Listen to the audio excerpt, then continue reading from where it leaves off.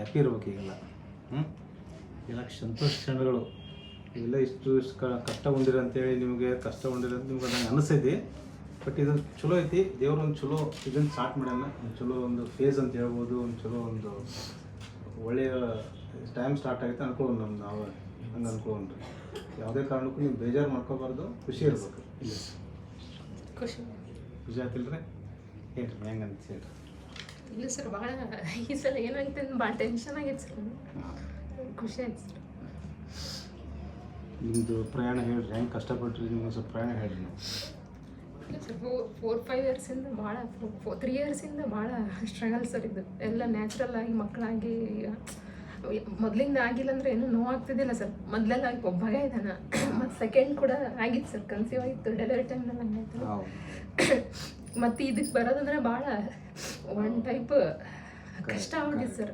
ಈಗ ಮೊದಲಿಂದ ಆಗಿದ್ದಿಲ್ಲ. ಏನು ತಿಳ್ಕೊಂತಾರೆ ಇದು ಸ್ವಲ್ಪ ಸರ್. ಯಾಕಂದ್ರೆ ಇದಕ್ಕೆ ಹೋದ್ರೆ ಈಗ ನೋಡಪ್ಪ ಮಷೀನ್ ಬೇಬಿ ಎಲ್ಲ ನ್ಯಾಚುರಲ್. ಅದೇ ಮಂದಿ ಒಳಗೆ ತಪ್ಪು ಕಲ್ಪನೆ ಇರ್ತಾವ್ರಿ. ಇದು ಮಷಿನ್ ಒಳಗೆ ಮಾಡ್ತಾರೆ, ಹಂಗೆ ಮಾಡ್ತಾರೆ ಅಂತ ಏನೂ ಇರೋದಿಲ್ಲ ರೀ. ನಿಮ್ಮದೇ ಕೂಸಿರ್ತೈತಿ, ನಿಮ್ಮದೇ ಎಲ್ಲ ಇರ್ತೈತಿ. ಏನೋ ಒಂದು ಆಗ್ಲಾರ್ದ ಹೊರಗೆ ಹಾಕಿ ಮಾಡಿರ್ತೀವಿ ಅಟ್ಟೆ. ಅದಕ್ಕೆ IVF ಅಂತಂದ್ರೆ ನಾವು ಇದೊಂದು ಏನೋ ಒಂದು ದೊಡ್ಡ ಪ್ರೊಸೀಜರ್ ಅಂತೇಳಿ ಹೆದರಿ ಆಗಲಿ ಭಯಪಟ್ಟು ಕೂತ್ಕೋಬಾರ್ದು. ಹಿಂಗೆ ಮುಂದೆ ಬಂದು ಒಂದು ಭಯ ಬಿಟ್ಟು ಟ್ರೀಟ್ಮೆಂಟ್ ತೊಗೊಂಡ್ರೆ ನೋಡಿರಿ, ಎಷ್ಟು ವರ್ಷ ಆದರೂ 40 ವರ್ಷ ಆದರೂ ಕೂಡ ಪ್ರೆಗ್ನೆನ್ಸಿ ಆಗಿದ್ದಾರೆ. ಆಗುತ್ತೆ, ಪ್ರಯತ್ನ ಮಾಡಬೇಕು. ನಾವು ಹೆದರ್ಕೊಂಡು ಮನೆಯಾಗ ಕೂತ್ಕೊಂಡ್ರೆ ಆಗೋದಿಲ್ಲ.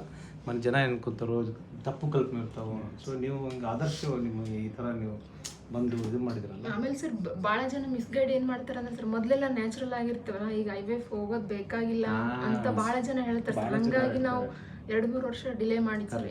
ಮೊದಲೇ ಬರ್ಬೇಕಾಯ್ತು ಸರ್. ನಾವು ಆ್ಯಕ್ಚುಲಿ ಒಂದು 3 ಇಯರ್ಸ್ ಬ್ಯಾಕ್ ನಾವು ಪ್ಲಾನ್ ಇತ್ತು ಸರ್. ಇವ್ರು ಅಕ್ಕರು ಮಾಡಿಸ್ಕೊಂಡಿದ್ರು, ಎಲ್ಲ ಚೆನ್ನಾಗಿತ್ತು ಸರ್. ಹೌದೌದು. ಬಟ್ ಅವಾಗ ನಾವು ನ್ಯಾಚುರಲ್ ಇದೆಯಲ್ಲ, ಮತ್ತೆ ಯಾಕೆ ಮಾಡೋದು. ಭಾಳ ಜನ ಅದನ್ನೇ ಹೇಳ್ತಾರೆ ಸರ್, ನ್ಯಾಚುರಲ್ ಆದವ್ರು ಅದಕ್ಕೆ ಹೋಗೋದು ಬೇಕಾಗಲ್ಲ ಅಂತ ಹೇಳ್ತಾರೆ ಸರ್. ಹಾಗಾಗಿ ನಾವು ಮತ್ತೆ ಅಲ್ಲಿ ಈಗ ಬರೋವಾಗ ನನ್ಗೆ ಅದೇ ಇತ್ತು ಸರ್, ಸುಮ್ಮನೆ ಇದೆಲ್ಲ ನಾನು ಅನ್ನೆಸರಿ ತಲೆ ಮೇಲೆ ಎಳ್ಕೊಳಕತ್ತೀನಿ ಅಂತ ಅನ್ಸಿತ್ತು ಸರ್ ನನಗೆ. ಕರೆಕ್ಟ್ ನೋಡಿ, ಸಕ್ಸಸ್ ಆಯ್ತು. ಬಟ್ ಎಲ್ಲ ನಿಮ್ಮ ಕೃಪೆ ಸರ್. ಇವ್ರು ಒಳ್ಳೇದು ಮಾಡ್ತಾನೆ ರೀ. ಅದೇ ಇದು ಅನ್ಕೋಬಾರ್ದು. ನಾವು ಏನು ಅನ್ಕೋತೀವಿ, ಕೆಲವೊಂದ್ಸಲ ಮೊದಲೇ ಮಗು ಆಗಿರ್ತೈತಿ, 2ನೇ ಮಗು ಕಷ್ಟ ಆಗಿರ್ತೈತಿ. ಸೊ ಮೊದಲೇ ಮಗು ಡೆಲಿವರಿ ಆಗುವಾಗ ಏನಾರ ಎಕ್ಸ್ಪೈರ್ ಆಗಿರ್ತೀವಿ, ಏನಾರ ಒಂದು ಆಗಲಿ, ದೇವರು ಏನೋ ಒಂದು ಕಷ್ಟ ಕೊಟ್ಟಿರ್ತಾನೆ. ಆದ್ರೇನು ಅದಕ್ಕಂತೇಳಿ ನಾವು ಹೆದರಿ ಹಿಂದೆ ಕುಂದಿರೋದು ಅಷ್ಟು ಒಳ್ಳೇದಲ್ಲ. ಸೊ ಈ ಥರ ನಾವು ಮುಂದೆ ಹೋಗಿ ಟ್ರೀಟ್ಮೆಂಟ್ ತೊಗೊಂಡ್ರೆ ನಾವು ಎಷ್ಟೇ ವಯಸ್ಸಾಗಲಿ ಒಂದು ಹೋಪ್ ಇರ್ತದೆ. ನಾವು 40 ವರ್ಷ ಆದರೂ ನಾವು ಅವ್ರನ್ನ ಅಪ್ರಿಷಿಯೇಟ್ ಮಾಡ್ತೀನಿ. ಗುರುಗಳು, ಅವ್ರ ಟೀಚರು ಮಾರ್ಗದರ್ಶನ ಮಾಡ್ತಾರೆ ಎಲ್ರಿಗೂ. ಅವರೇ ಒಂದು ಧೈರ್ಯ ತೊಗೊಂಡು ಮುಂದೆ ಬಂದು ಟ್ರೀಟ್ಮೆಂಟ್ ಮಾಡಿದ್ದಾರೆ. ಸೊ ಆ ಥರ ಎಲ್ರಿಗೂ ಅವೇರ್ನೆಸ್ ಆಗಬೇಕು. ಎಲ್ಲರೂ ಒಂಥರ ಟ್ರೀಟ್ಮೆಂಟ್ ಹೆದರ್ದೇ ಟ್ರೀಟ್ಮೆಂಟ್ ತೊಗೋಬೇಕು.